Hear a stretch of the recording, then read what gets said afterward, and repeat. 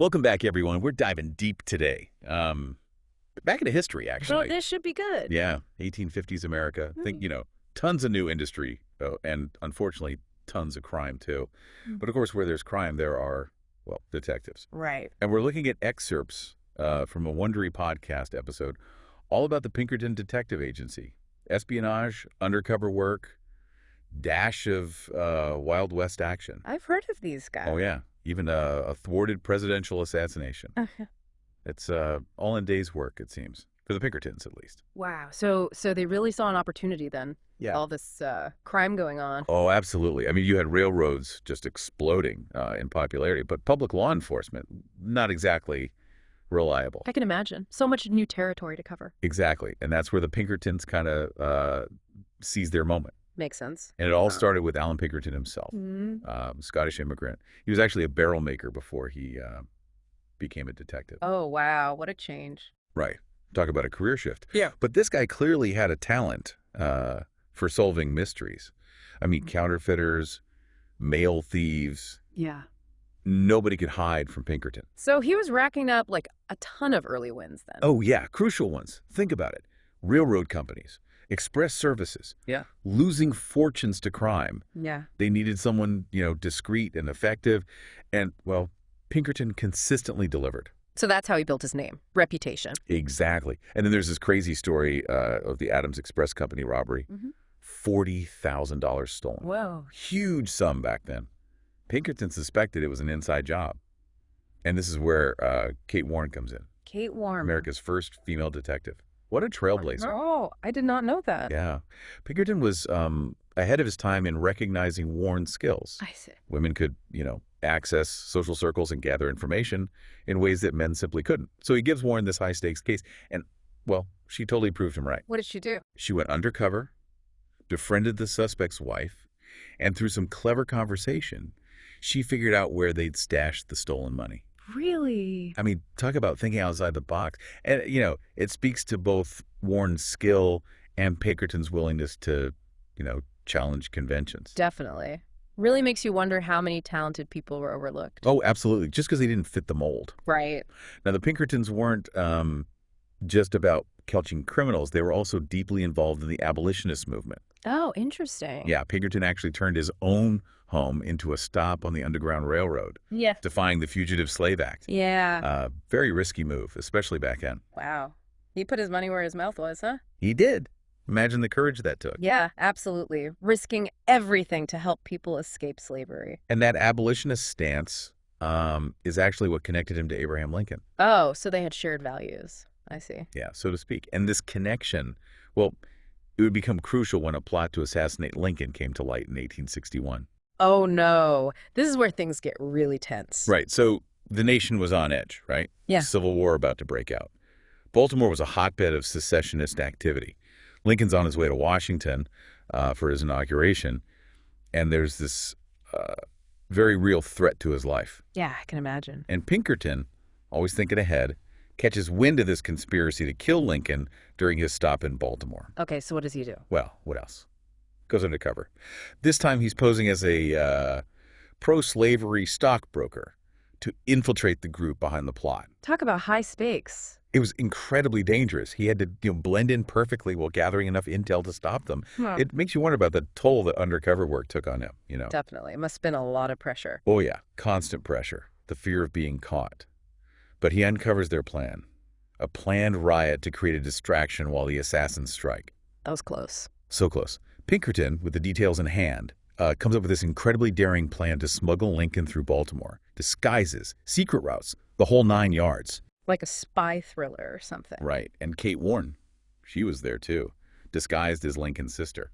Again, showing off that amazing ability to think on her feet and pull off a convincing performance. So they got Lincoln to safety. They did. They got him to Washington, completely thwarting, a potentially devastating event in American history. Wow. Imagine if they hadn't succeeded. That's pretty chilling to think about. Right. Pivotal moment, not just for Lincoln's presidency, but for, the whole nation. And it really cemented the Pinkertons' reputation. They were a force to be reckoned with. For sure. But I'm guessing the story doesn't end there. What happens next? Oh, it definitely doesn't. The Civil War breaks out, and the Pinkertons, they're thrust into a whole new world, espionage. Ooh, I can't wait to hear about this. Yeah, espionage.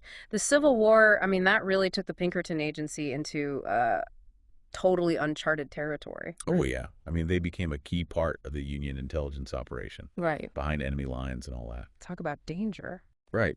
And I was reading that Alan Pinkerton, he went undercover himself. He did. Mm-hmm.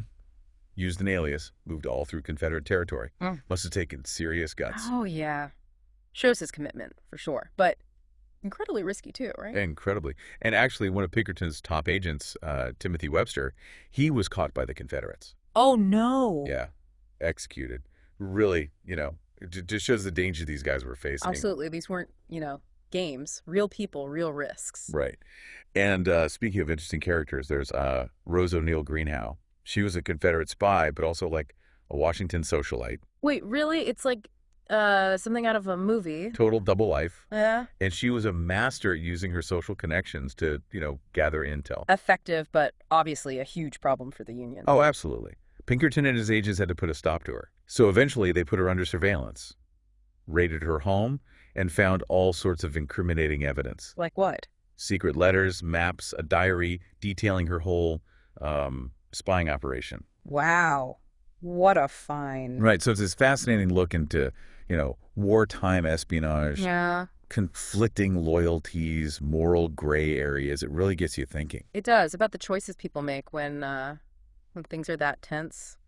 Now, on the Union side, you also had Lafayette Baker, head of the National Detective Bureau. Oh, right. Him. So how did those two interact? Like, were they rivals? Well, they were both ambitious, definitely, driven to succeed in this whole new world of intelligence. But back then, remember, there wasn't really a blueprint for a federal intelligence agency. Yeah. They were both trying to kind of shape its future. So yeah, there was some friction. Makes sense. And then, in the middle of all this, you have Lincoln signing the legislation to create the U.S. Secret Service. Huge moment. Oh, yeah. Direct result of the war, right. Realizing that they needed a permanent organization for security intelligence, a legacy we still see today. It is, yeah. Sadly, Lincoln wouldn't live to see the full potential of the Secret Service. He's assassinated just days after signing that legislation. Oh, wow. What a blow that must have been for Pinkerton. Devastating, right? Really showed how fragile things were. I mean, for Pinkerton, I'm sure there was a sense of personal loss, but also, that renewed focus on security to prevent tragedies like that. Of course. Makes sense. And as the nation was healing from the war, a different kind of lawlessness starts to take root in the West. Ah, yes. The Wild West. Train robberies, outlaws on the run, Mhm. and of course, the legend of Jesse James. Now that's a name everyone knows. Right. So the post-Civil War era, it was wild. The West was this vast open frontier, right? Law enforcement struggled to keep up, and there was like a certain romanticism about the outlaw life. Oh, yeah. The mystique of the outlaw. It created, the perfect conditions for figures like Jesse James to emerge. But speaking of outlaws, the Reno Brothers gang, they were giving the Pinkertons a run for their money, too. Weren't they notorious for those train robberies? Oh, yeah. So what can you tell us about them? They were, yeah. They were a real terror for the railroads back then. Why were they so hard to catch? Well, they were, bold, organized. The 1866 Adams Express robbery is a Yeah. perfect example. Got away with a ton of money, really showed, just how vulnerable things were. Right. And I read an account of that robbery. It was like wild. Masked men storming the train, threats. It must have been terrifying for the passengers. Oh, it was brazen, for sure. Really sent shockwaves through the country, too. Yeah. Highlighted that need for, better security on the railroads. And it made the Reno gang public enemy #1.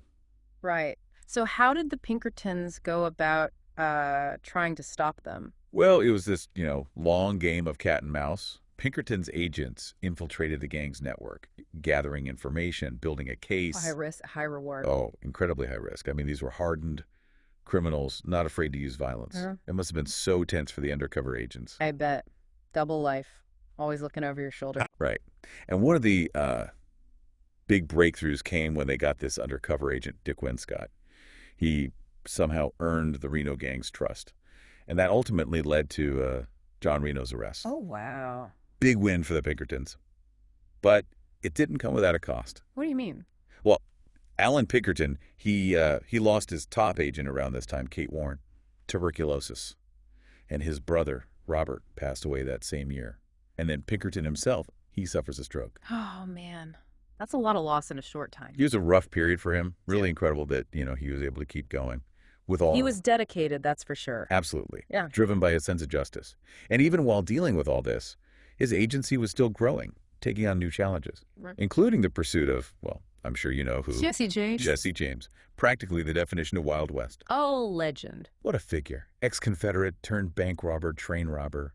It's interesting, though. To some, he was a hero, right? Rebelling against the system. But to others, just a dangerous criminal. Oh, yeah. Complicated legacy. So the Pinkertons weren't just dealing with, catching criminals. There were all these social and political layers, too. For sure. I mean, chasing Jesse James, that wasn't just a manhunt. It was this clash of ideas. Right. Pinkertons representing the law, the establishment, Yeah. and James. Well, he kind of represented that Wild West spirit, the resistance. Wow. What a story. We've covered a lot of ground here. We have from counterfeiters to presidential assassinations to, chasing outlaws across the West. The Pinkertons were a part of some massive moments in American history. No doubt. I mean, they had a hand in shaping how law enforcement works, intelligence gathering, even how people viewed crime and justice. Big stuff. Yeah. So where does that leave us? What's left to think about, with the Pinkertons and their legacy? Well, I keep thinking about how a private organization got so much power, the ethical side of their methods too, and how did all of that shape the relationship between people and the police? It's something we still see debated today. Great questions to ponder. Thanks for joining me for this deep dive into the world of the Pinkerton Detective Agency. Anytime. And thanks to all of you for listening. We'll see you next time for another deep dive.